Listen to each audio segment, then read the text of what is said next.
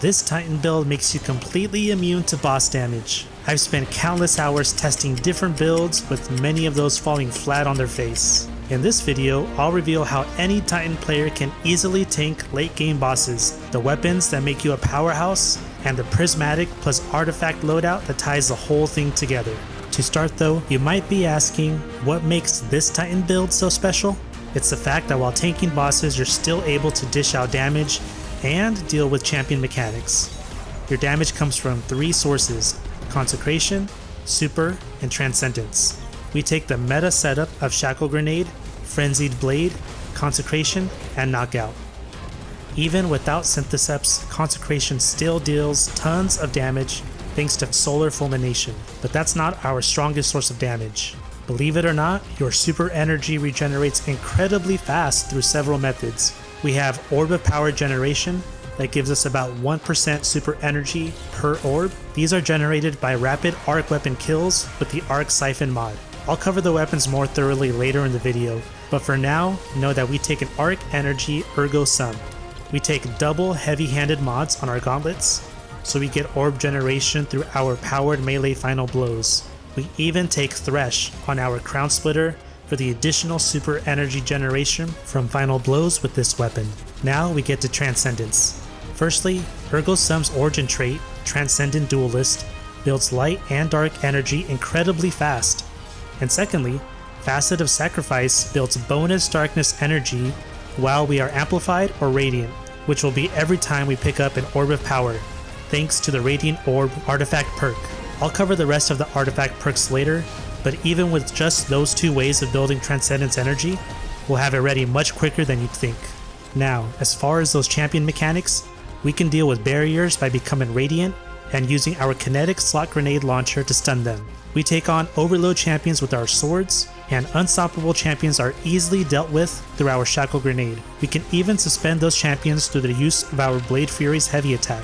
Or, when all else fails, we pop Transcendence and use our Prismatic Grenade to stun all 3 types of champions instantly. So how can a Titan build become completely immune to boss damage? Well, it all stems from the fact that we use swords to block all incoming attacks. More experienced players might be able to guess the method we're using to make this happen. Or maybe they notice the exotic from the gameplay. So if you guessed Stronghold, you are absolutely right. This exotic gauntlet reads as follows. Maximizes guard stats on equipped swords. You take reduced damage while blocking with the sword. Rapidly damaging targets after blocking shots. Grants restoration for a duration determined by the number of shots blocked.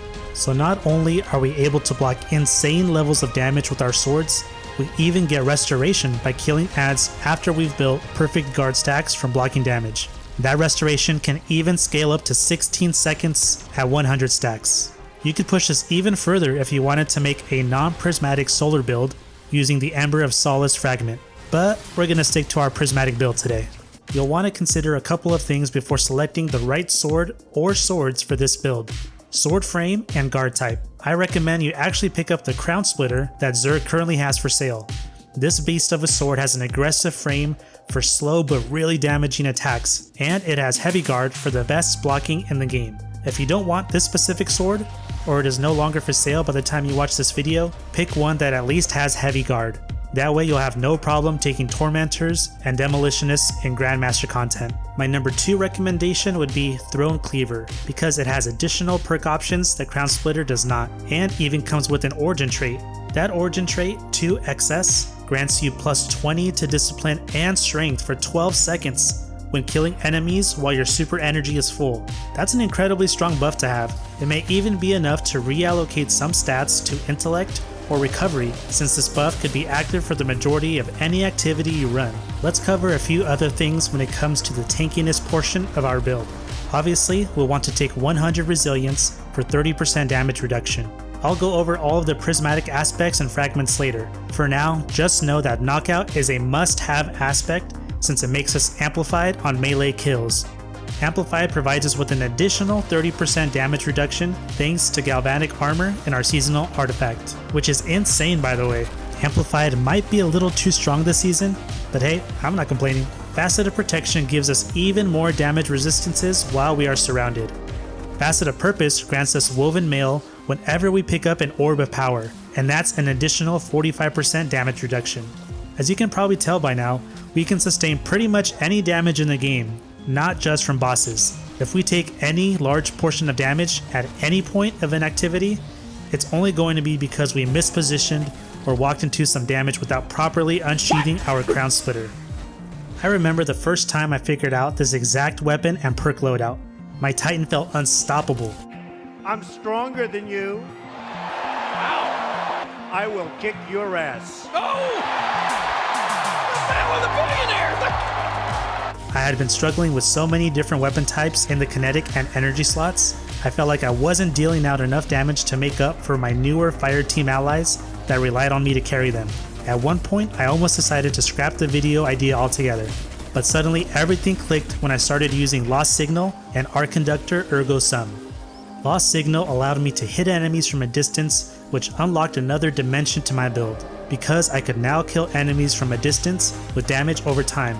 On top of that, auto-loading holster let me reload automatically while I dished out damage with my swords. You may not believe it, but having 3 weapons and having to never load any of them is an extremely smooth gameplay experience that you should all try out. Furthermore, landing final blows with this weapon gave back energy to all of my abilities thanks to Wellspring. Now that tanking bosses was easy mode with my crown splitter and distant damage was taken care of thanks to Lost Signal, I knew I had to use my favorite sword Ergo Sum in the energy slot.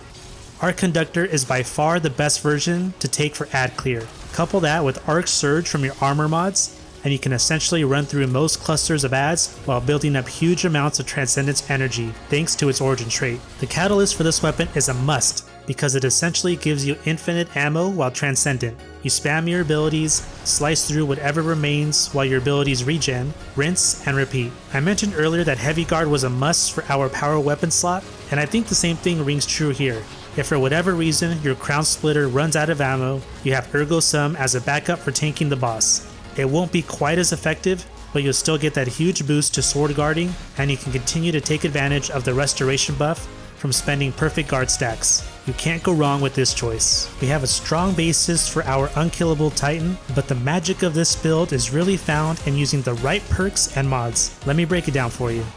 For our Prismatic Super, we're going with Blade Fury. It's strong in its own right, but the fact that it refreshes our melee ability and provides woven mail thanks to Facet of Purpose makes this choice a no-brainer. Thruster gives us the quick evasion and low cooldown time to help refresh our melees and grenades. As I mentioned near the start of the video, we take the Titan's strongest meta setup of Shackle Grenade, Frenzied Blade, Consecration, and Knockout. Facet of Protection for damage resistance, Facet of Dawn for radiance to ourselves and allies, Facet of Sacrifice for bonus darkness transcendence energy. Facet of Courage might stand out to you as odd, but giving our consecrations a damage buff against suspended enemies is huge. It's one of the quickest ways for us to handle champions. Lastly, Facet of Purpose for the woven mail as previously mentioned. Okay, from the seasonal artifact we only care about a few of the perks. Overload Sword lets us handle overload champions with either Ergo Sum or Crown Splitter. Radiant Orbs gives us a reliable way of becoming Radiant in order to deal with those barrier champions. Galvanic Armor gives us the 30% damage reduction we talked about earlier. Solar Fulmination increases the ignition size and damage of our consecrations. Argent Blade makes our sword attacks stronger when we have armor charges. Lastly, Shield Crush boosts our melee and grenade damage while we have woven mail. Not to mention, it recharges them faster too. Anything else you want to take here is up to your personal preference. For armor mods, let me briefly show you what I'm running and I'll tell you which ones I recommend. Special Ammo Finder, Hands-On, and Arc Siphon are mandatory for your helmet mods. Double Heavy-Handed is the way to go for your gauntlets. The chest is all about damage resilience. Take the 3 that best fit the activity you're running, and try not to double up on any of the same damage type. For example, don't take double void resistance mods. The fall off from stacking is worse than spreading out your resistance types. Recuperation is the only mandatory mod on the leg armor. I take Arc Weapon Surge and Arc Scavenger so that I can spam my Ergo Sum more often and hit harder. Bomber and Outreach are easy choices for the Titan Mark, since our thrust is on such a low cooldown. It only makes sense to gain energy for our abilities as often as possible. Time Dilation gives us more uptime on our Argent Blade and Arc Weapon Surge. As a bonus, I wanted to show you that this build actually excels in solo master lost sectors. When I took this build into Exodus Garden 2A, I was blown away. It made quick work of everything all the way to the boss encounter. Even there, once I used Lost Signal to bring down the flying barrier servitors, they were swiftly dispatched of. Taking down Taskmaster did slow down my run, but if I had been a bit more patient and saved my Transcendence for the encounter, I should have been able to complete it in about 6 minutes. Even so, on my first run with this build, it only took me about 7 minutes to complete, and if I took some time to create a tanky loadout specifically for lost sectors, I think it would have been even quicker. So yeah, don't sleep on this build for solo master plus content. But earlier I mentioned that I struggled to find the right kinetic slot weapon. Ultimately, I landed on Lost Signal, but I almost went with Perfect Paradox. This shotgun is extremely powerful this season and is my go-to weapon for melee spamming builds such as Syntheseps. So check out this video to see why Perfect Paradox is so strong and find out the weapon perks you should be looking to roll for in order to maximize your damage output.